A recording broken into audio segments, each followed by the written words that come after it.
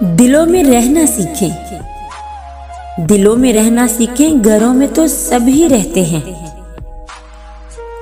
कदर कीजिए उन हाथों की जिन हाथों ने हमारी बुनियादें मजबूत करते करते अपने हाथों में लाठियां पकड़ ली।